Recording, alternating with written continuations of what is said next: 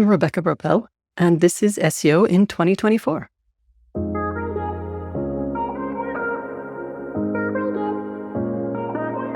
Rebecca, what's your number one SEO tip for 2024? In 2024, I think the key thing in SEO is that we are going to need to be increasingly adaptable. As we've seen in the past couple years, or specifically this year, a lot of things, particularly in technical SEO, are still the same. We're still doing sort of the usual stuff, looking at crawlability, redirections, JavaScript, internal linking, automation, site speed. But we see so many examples of recent changes that mean people in the SEO space need to adapt to a new way of doing those same things. So that can be things from like traffic from Discover, which has become so prevalent for certain sites, the inclusion of ChatGPT, other large language models, and how we use AI in what we do every day, elements related to the generative search experience promoted by Google and how that changes the SERPs and what that means for SEO. We've seen recently major core algorithm updates, the second stage of the helpful content updates. Earlier this year in 2023, GA, Universal Analytics was phased out towards GA4, and so on. Things that mean that we are still trying to do the same things with what we hope is still the same data, but those have evolved, and in ways that we didn't necessarily have the ability to predict even a year ago. They're things that are logical, but we can't say right now, oh yeah, now that I see that that was logical, I know how to predict what's coming next year. So we are definitely going to have to be ready for that type of changes that will impact how we do things. Interesting. And certainly ready to adapt again, because it's just changing more rapidly as the days and weeks go by.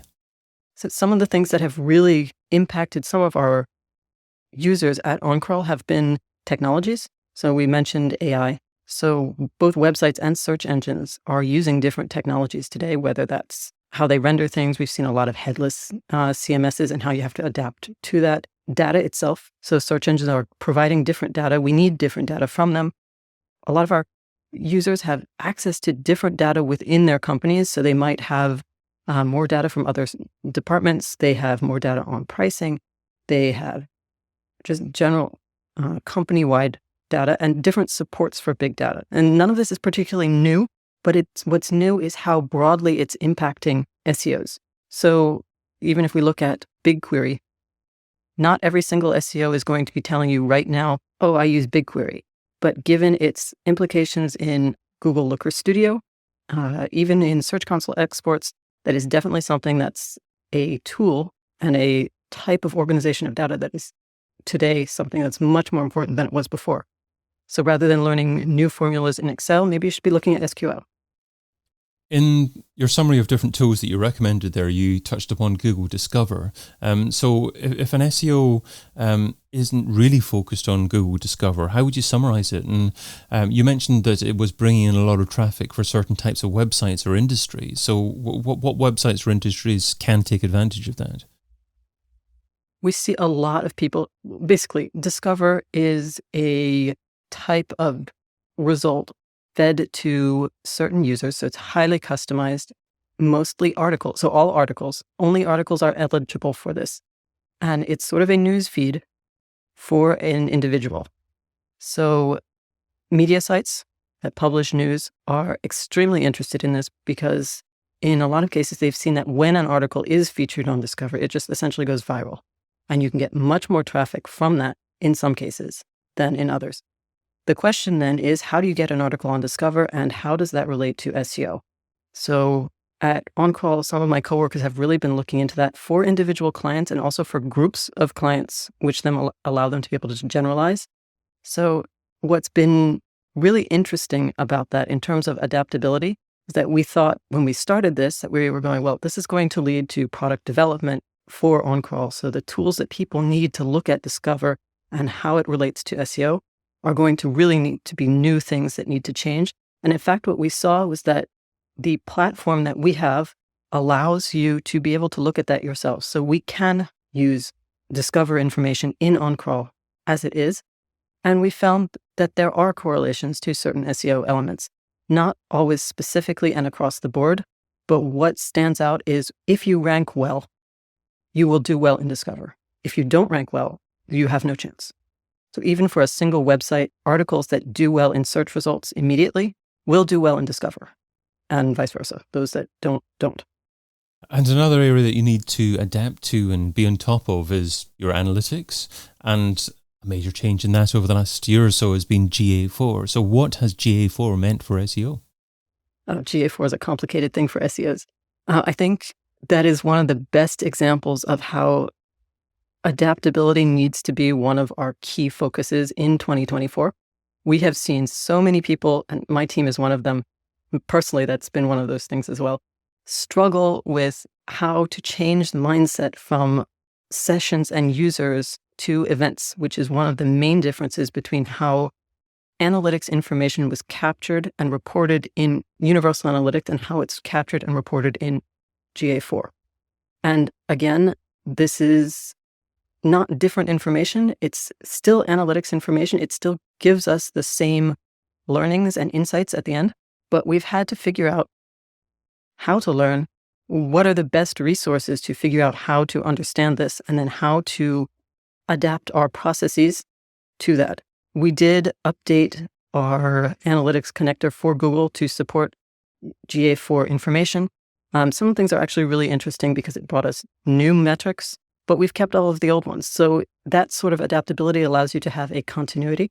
But not everyone's using GA4, which is actually something that I really like about that. It forced us to all look at what information are we capturing as analytics, what information there is useful, and how do I get that particular part of the information that I'm looking for my SEO purposes.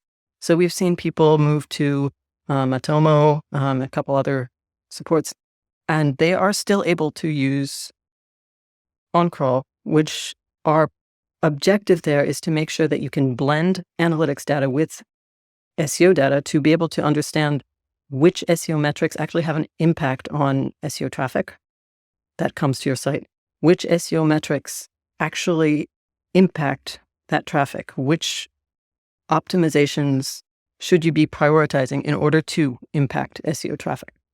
And that traffic element is something that you can get from analytics. And so when we look at analytics for technical SEO, that element is what we really want to be able to preserve. And that hasn't required product development or evolution. And that hasn't required SEOs to abandon the entire idea of analytics. Instead, it has asked us just to be adaptable, to look for other ways to collect that particular information. And talking about organic traffic, the way that Google SERP is displayed has changed a lot over the years, but there have been significant changes recently.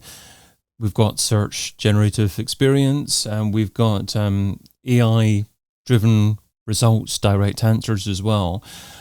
How does an SEO adapt to measure the traffic or brand awareness that comes as a result of an AI result? And I think that's actually the key question that is going to come up in the next couple of years. Like if you step back for a minute and look at what has been the key metric for SEO success, in a first evolution of the internet was just a bunch of connections between content. Those connections are links, and links were the main money of SEO. You needed links, and without links, you got absolutely nowhere. But that was the first iteration. And you see comments recently, which has lanced a whole debate over, are links still a major ranking factor? Maybe they are, maybe they aren't, but it's very, very clear that for certain parts, and even for Google, that's not the way the world operates anymore. In a second period, we got to the Web 2.0, and social elements, shareability, content itself really became king. So content is king, and the key element was to have shareable content that could be transformed, reused, and shared. And that desirability is one of the things that you looked for in SEO. So you got a lot of clickbait titles, a lot of listicles, lots of blogs supporting that content. Then we've moved into sort of a hyper-personalization of search results, where you get re-ranking algorithms in Google, you get the influence of search intent, you get a machine understanding of what the content represents. So we need to be able to provide, in addition to links, which are less important, in addition to content shareability, which is less important. What is more important is how we communicate the core of the information that is on a page, why we are talking about a subject, and what is our expertise in that. And those elements, which are already present, we already look at schema. Schema has been around for ages. We already look at EAT. It's been years. It's even become from EAT, and we're looking at EEAT now.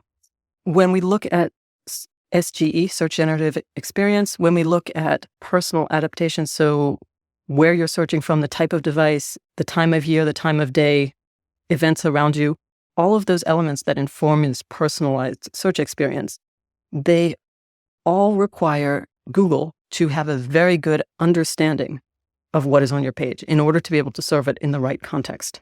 So to me, the technical elements behind how Google is understanding your page are really the key to making sure that you place well tomorrow.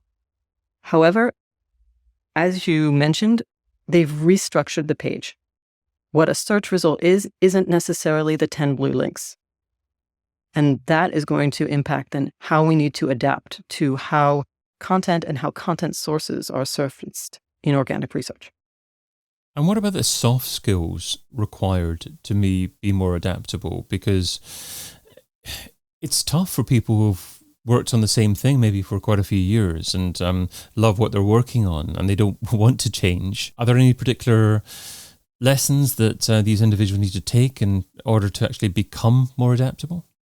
I'm not sure whether this is really a lesson, but it's something we've done a ton of user research this year, a ton of market research. And one of the things that comes up again and again among the configuration of SEO teams with our clients and users at OnCrawl is that the model of the SEO or the SEO team that sort of works alone and has to reach out to other teams is much less prevalent. That we're seeing more and more people who are, even as small teams, not working alone. They're embedded in other teams. They're cross-functional teams. Often the marketing budget has been reduced, so their SEO dedicated team members have moved to other projects.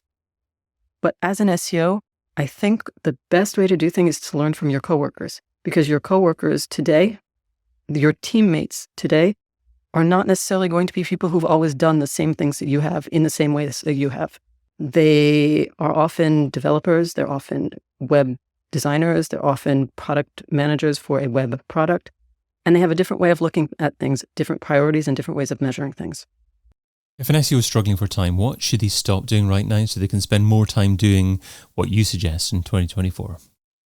Since being adaptable is not a task, but sort of a mindset, it's something, what I think you should stop doing is doing absolutely everything manually. So automate, but automate the right things. There was an example a couple months ago. I think it was the Google Webmaster Hangout in August, September, when somebody's homepage was blocking Googlebot and so was not indexed. The website that was mentioned there would probably have caught this homepage that was blocked in their next audit. But you shouldn't be doing manual audits. You need to be able to free that time up to ideate, to look deeply into certain subjects, and to create new processes by being critical of your own processes. So your manual audit of basic technical elements shouldn't exist today. You should be scheduling those. You should be setting up notifications that pop up in places where you see them when things aren't working as expected, before you actually get to the massive manual action that should reveal those things. So the more adaptable you are, the more you'll see other priorities and opportunities that you really want to be spending your time on. And to me, that's the future of technical SEO. So free up your time by automating what you can so that you can be receptive to areas where you can adapt. Rebecca Berbel is Product Marketing Manager at OnCrawl, and you can find her over at oncrawl.com. Rebecca, thanks so much for being part of SEO in 2024. Thanks, David. It was a pleasure. I've been your host, David Bain. Get your copy of SEO in 2024, the book, over at SEOin2024.com.